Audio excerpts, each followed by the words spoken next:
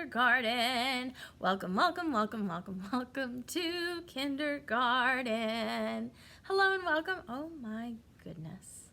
Oh dear. I was in such a rush this morning. I forgot to put my earrings on and now I feel like I'm naked. My ears are naked. Please don't look. Okay, we're just gonna ignore that and pretend everything's okay. Pretend my earrings are there so I feel whole and complete. All right. Anyways, welcome to a fresh new week. For some of you, your last week online. Yay. Yeah, because that means I'll be seeing you in person very soon.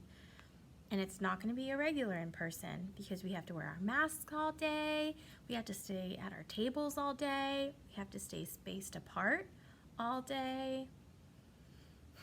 It's going to be a challenge, but we can do it, right? Okay, but it's a new week, a new day, a new day. I feel like I was totally off tune. I'm just singing the song in my head. I was waiting for someone to come teach me some new things. Everyone told me to be calm. All right. So since it's a new week, we have new things to learn about. Last week we talked about jobs. This week we're talking about helping and being helpers and how we can help out. We're also talking about a new letter. We'll get to that during our phonics time, our phonics video. Make sure you watch and subscribe. I noticed some of my views are dropping, which makes me so sad. But before we get started with our helping story, which is a great life lesson story, let me tell you, you will carry this lesson with you the rest of your life. Before we do that, we're gonna talk about beginning sounds, which is something we talked about before fall break. We kind of took a break and last week and we talked about sentences, but we're going back to the beginning sound. The beginning sound is telling me the very first sound that you hear. So if I say the word cat, you would be like, k, and then just cut off the rest. Just keep the rest to yourself. Just tell me that very first sound, okay? So I'm gonna say some words and you tell me the first sound that you hear. My job is to identify the first sound in a word. Are you ready? Okay, here we go. Sun. Good job. Rain. Scissors. Cut. Storm. Key. Fly. Kite. Log.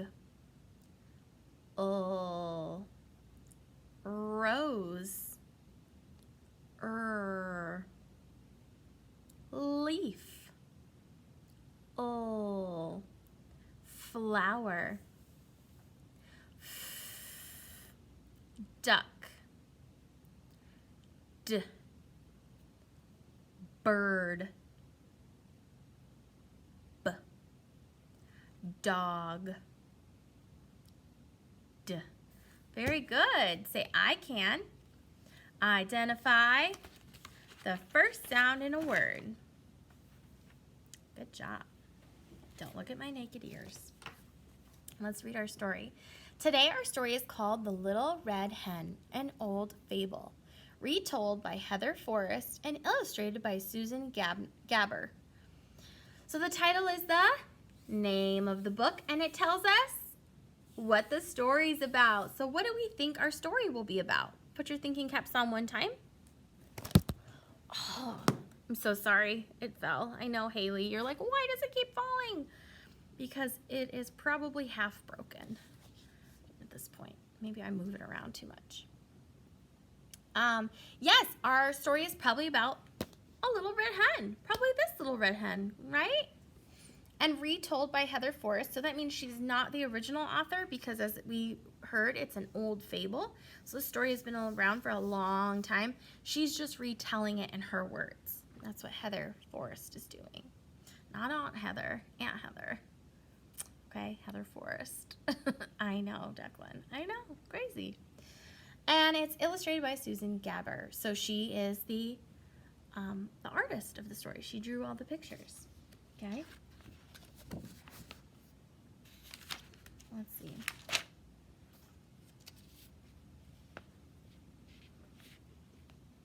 So before we start, do you ever ask anyone for help for anything? Sometimes we all need help for things, right? Yeah. Sometimes everybody needs help. And when we do something together, we feel good and we get it done faster. That's right. So let's start our story. The Little Red Hen.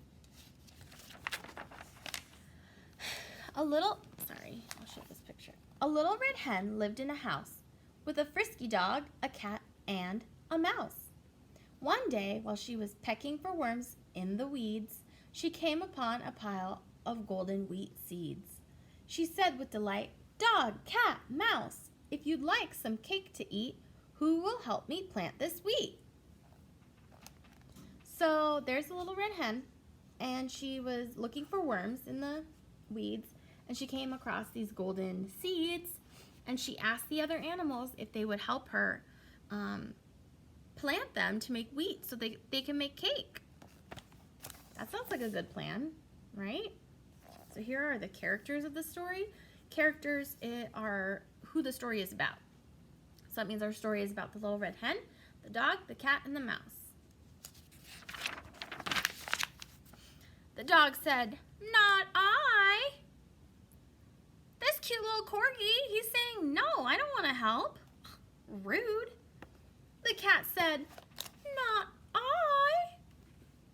"What? This cat is saying she doesn't want to help either." "Rude, but okay."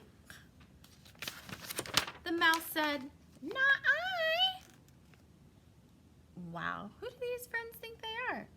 My, said the hen with a sigh. "I shall have to do it myself." Straight up. She's not wrong. They don't want to help. She's going to have to plant all the seeds by herself. Maybe they'll help next time, right? Because it's always nice to help people. When people need help, that's what we should do. We should help them. It's the right, nice thing to do. So the little red hen planted the seeds. She watered them well. She pulled the weeds. She tended the plants all alone. When the stalks had fully grown, she said with a shout, "Dog, cat, mouse, if you'd like some cake to eat, who will help me cut this wheat?" Maybe now they're going to help her. I have so much faith that this time they're going to help, right? They have to.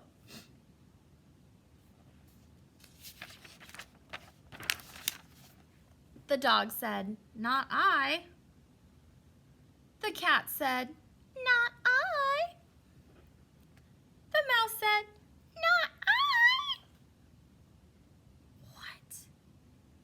My, said the hen with a sigh. "I shall have to do it myself."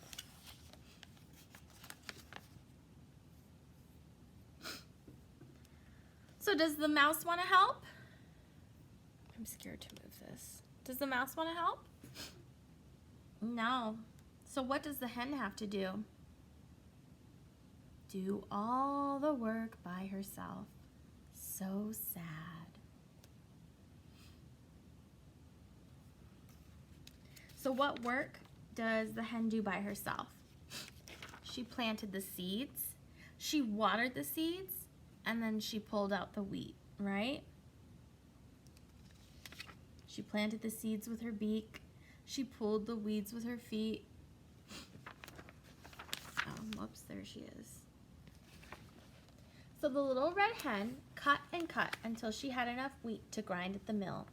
She said with some doubt, "Dog, cat, mouse, if you'd like some cake to eat, who will help me grind this wheat?" I mean, are these guys not listening? Cake is involved. All they have to do is help her, and then they get to eat the cake. If somebody asked me to help them make a cake, I'd be like, yeah. I'm not going to say no to cake. That's just like, come on. Get it together, friends. Get it together. And that's a lot of wheat to have to grind. I hope they help her this time. The dog said, "Not I." The cat said, "Not I." What? The mouse said, "Not I." Are you kitten me? See what I did there? Are you kitten me? But seriously, can you believe it? Just because they're super duper cute little pets, it doesn't mean they can just like let hen do all the work. I guess they don't want any cake, I guess. That must be why they're not helping. My, said the hen with a sigh.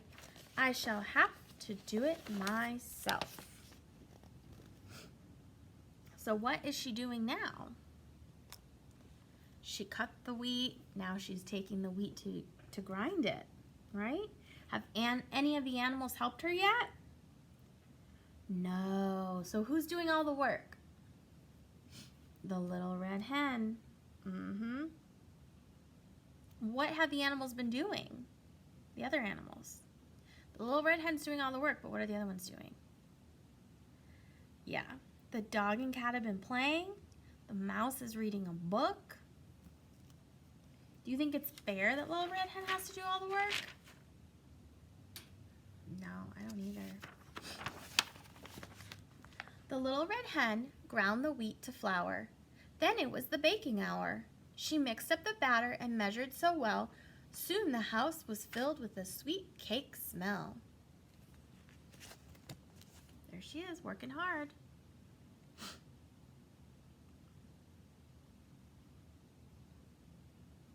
So we know that wheat turned into a sweet cake smell because we can see that she's grounding up the wheat into flour and then mixing the flour with ingredients to make cake batter. See all the ingredients? The cake must be baking in the oven to make it smell sweet, right? The dog, the cat, and the mouse followed the scent to the house. They hungrily admired the handsome treat. "How delicious!" they shouted. "When do we eat?" They have got to be kidding. I wonder what's going to happen. They follow the smell of the cake. They see the beautiful cake, and they're asking, when do we eat? What is the little red hen going to say? What would you say? I know what I would say.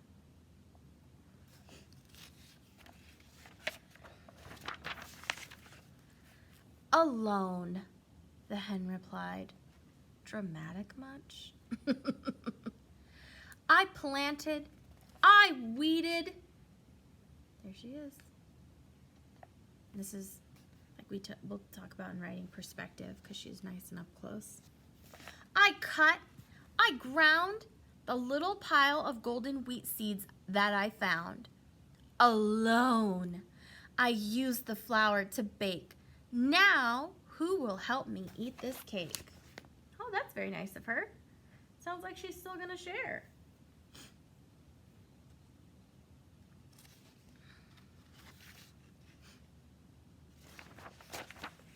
The dog said, "I'll help." The cat said, "I'll help." And the mouse said, "I'll help." Look at that yummy cake.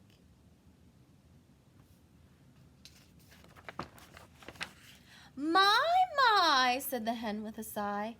"I will share my cake with those of you who help when there is work to do.